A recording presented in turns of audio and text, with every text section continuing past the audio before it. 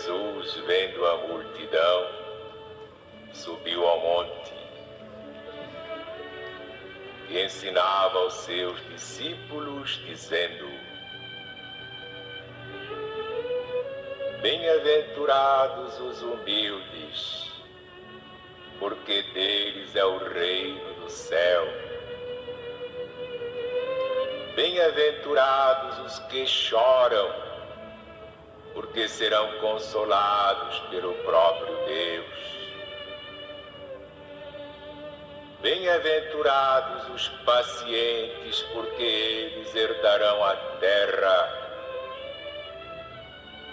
Bem-aventurados os que têm fome e sede de justiça, porque terão o amparo da justiça divina. Bem-aventurados os misericordiosos, porque eles alcançarão misericórdia. Bem-aventurados os limpos de coração, porque eles verão Deus face a face. Bem-aventurados os pacificadores, porque serão chamados filhos de Deus. Bem-aventurados os que são perseguidos por causa da verdade, porque deles é o reino do céu. Bem-aventurados sois vós, quando vos perseguem, quando vos injuriam, e mentindo fazem todo o mal contra vós por minha causa. Exultai e alegrai-vos, porque é grande o vosso galardão no céu.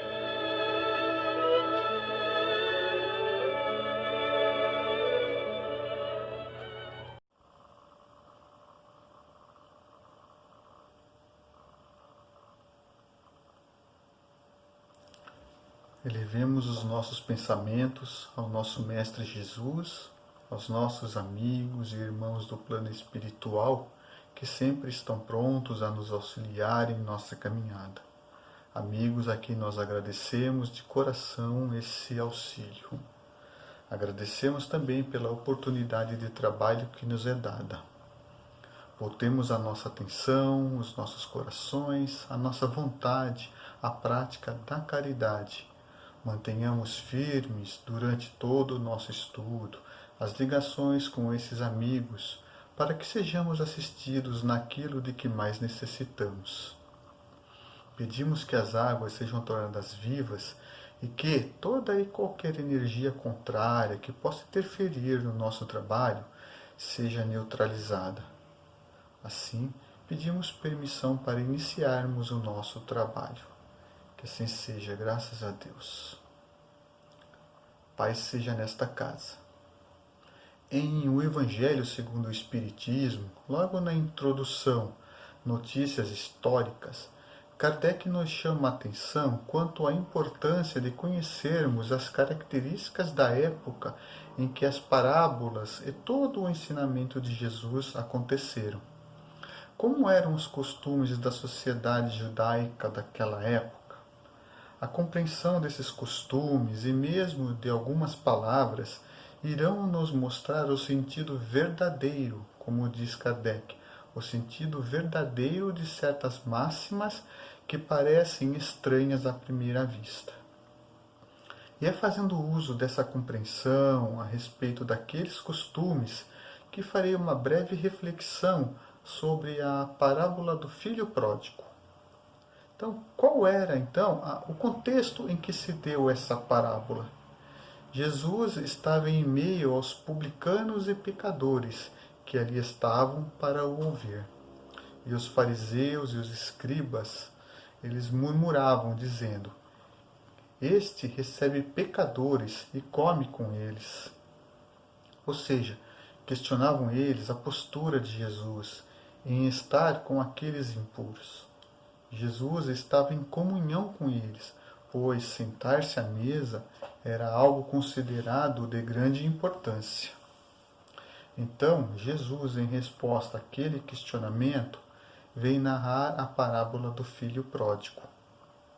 Essa parábola nós encontramos no Evangelho de Lucas, capítulo 15. Ela vai do versículo 11 ao versículo 32. E disse: certo homem tinha 2 filhos, e o mais moço deles disse ao pai: Pai, dá-me a parte da fazenda que me pertence. E ele repartiu por eles a fazenda.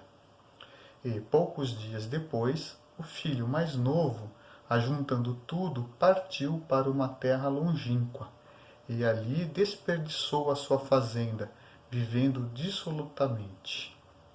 Aqui já podemos observar alguns pontos que, se não estivéssemos fazendo o exercício dessa busca mais profunda, certamente passariam despercebidos.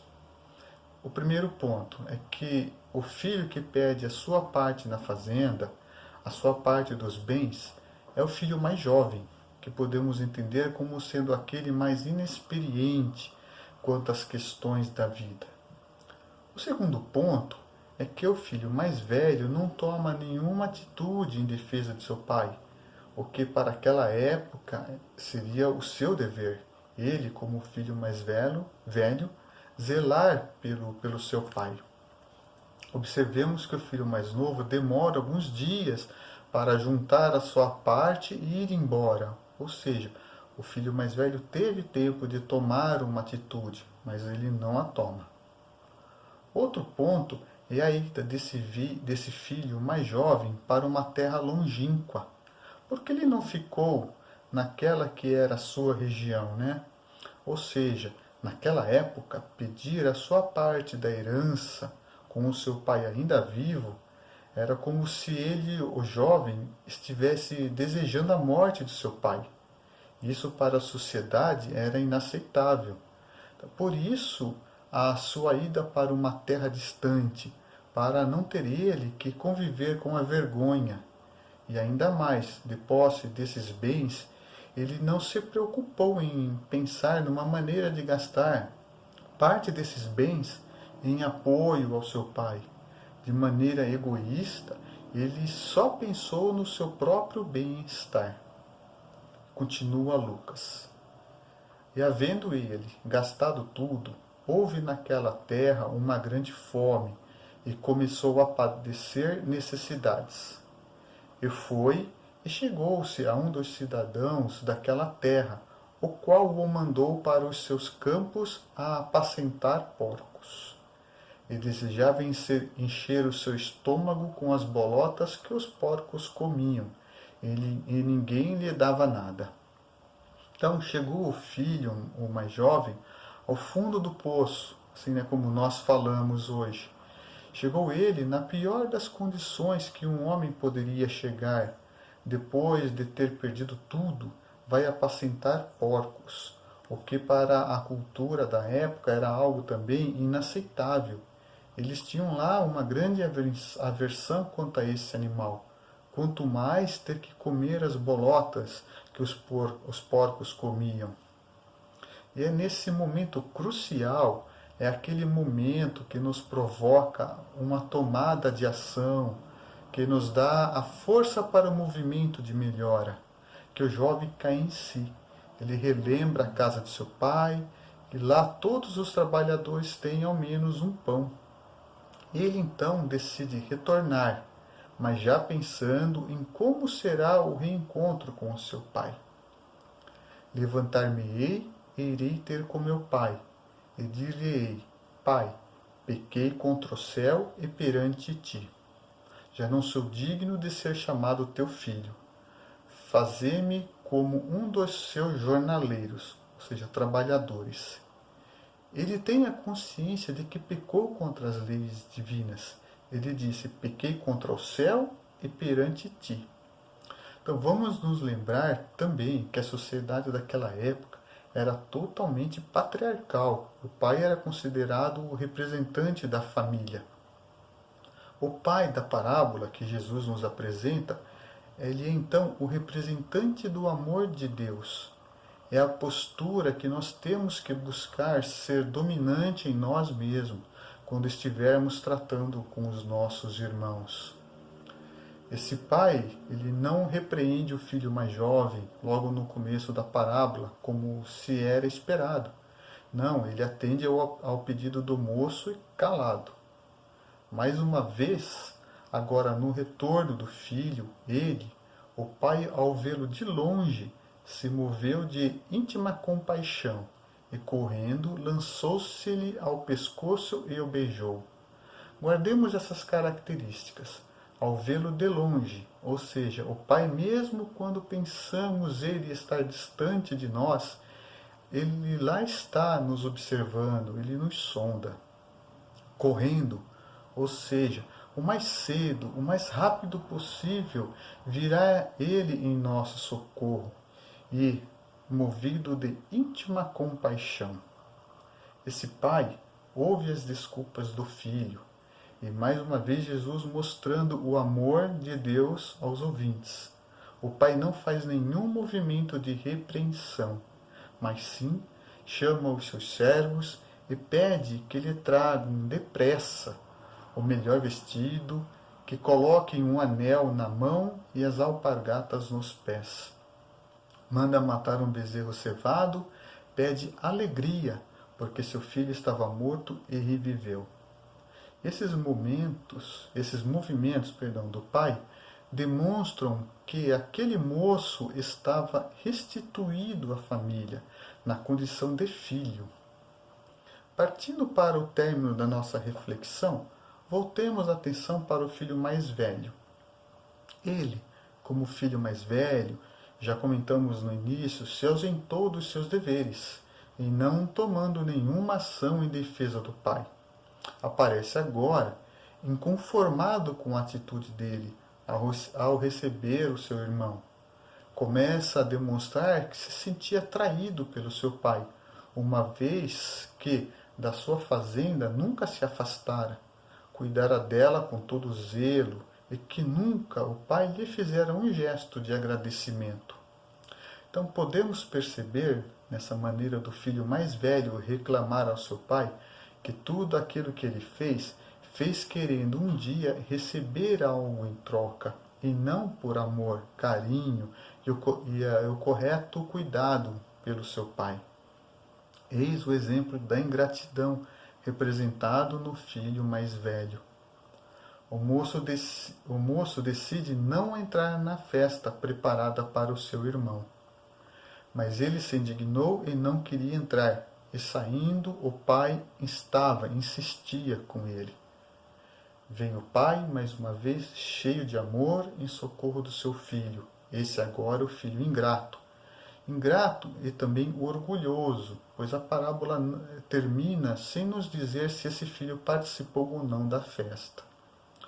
Então, voltando para o contexto no qual levou Jesus a desenvolver essa parábola, vamos identificar o filho mais novo como sendo a representação dos publicanos, dos pecadores, aqueles que ainda não conhecem as leis divinas. São os jovens inexperientes, porém, que demonstravam alguma disposição em ir de encontro aos conhecimentos que o Cristo apresentava. O filho mais velho é a representação dos fariseus, pois já se mostravam profundos conhecedores das leis divinas, mas que não as praticavam. E em destaque, o grande personagem dessa parábola, o pai. É ele a figura principal que representa o amor de Deus para com seus filhos. É aquele que tem o seu coração aberto, tem um amor incondicional para conosco. Basta apenas que nos encaminhemos em sua direção. Temos agora o conhecimento, temos o nosso guia e modelo. Como disse Emmanuel, em O Evangelho por Emmanuel, comentários ao Evangelho segundo Lucas, aperfeiçoamento pede esforço, panorama dos cimos pede ascensão. Se aspiramos ao clima da vida superior, adiantemo-nos para a frente, caminhando com os padrões de Jesus. Levantar-me-ei, disse o moço da parábola. Levantemo-nos, repitamos nós. Então, Agradeço aos irmãos pela atenção carinhosa, agradeço ao nosso Mestre Jesus pela oportunidade de aprendizado, agradeço aos bons espíritos pela constante presença em nossas vidas, pelo constante apoio, como quando nos intuem e nos auxiliam no entendimento das lições do Evangelho. Peço aos nossos amigos e irmãos espirituais para que fluidifiquem as nossas águas e que nelas sejam administradas todos os fluidos necessários ao nosso refazimento. Pedimos, Senhor, que a vossa luz, que recai sobre todos nós, ilumine os corações de todos aqueles que ainda relutam em ver e praticar os seus ensinamentos.